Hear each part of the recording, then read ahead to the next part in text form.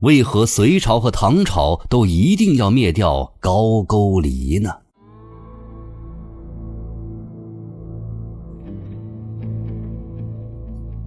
在中国历史上，隋唐两大帝国曾多次挥师东征，矛头直指东北亚的高句丽。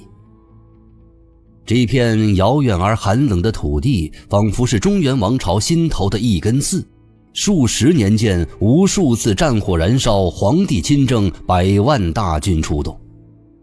为什么一个边陲小国竟让中原的两大强盛帝国不惜一切代价誓要将其灭亡呢？高句丽的背后又究竟隐藏着怎样的政治谋略和地缘博弈，值得两个强盛王朝接连不断地发生战争呢？战争是政治的延续，隋唐对高句丽的连年征伐并不仅仅是统治者的个人野心或者表面上的礼仪失当，这背后有着深远的政治动机。首先，东北亚具有极其重要的地缘战略地位。后人曾言，天下安危系九边，九边之首在辽东。中国的地势西高东低，华北平原直面渤海，辽东半岛则是连接中原的门户。朝鲜半岛通过辽西走廊直通中原沃土。历史上，辽、金、满清和日本都是从东北或者朝鲜半岛入侵中原的，而高句丽占据此地，对中原王朝形成了极大威胁。其次，高句丽与游牧民族不同，它是一个农业定居国家，它在东北逐渐壮大，攻打百济、新罗，企图称霸东北亚。若放任其扩张，甚至可能与隋唐来争夺中原霸权。高句丽还与西北的突厥势力暗中勾结，若两者联手，中原将腹背受敌，威胁王朝安全。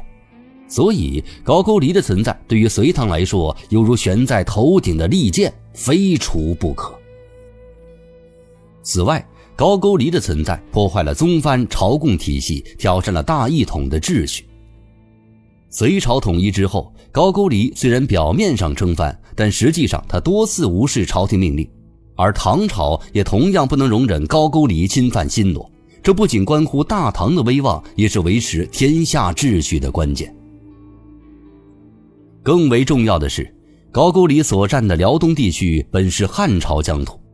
隋唐两代王朝都以恢复汉朝旧土为目标，不能容忍辽东脱离中央政府。唐太宗曾言，辽东本中国之地，隋氏多次出兵未能取胜，朕今东征，欲为中原子弟复仇。所以隋唐对高句丽的征战被视为恢复汉代旧土，追求大一统的一个部分。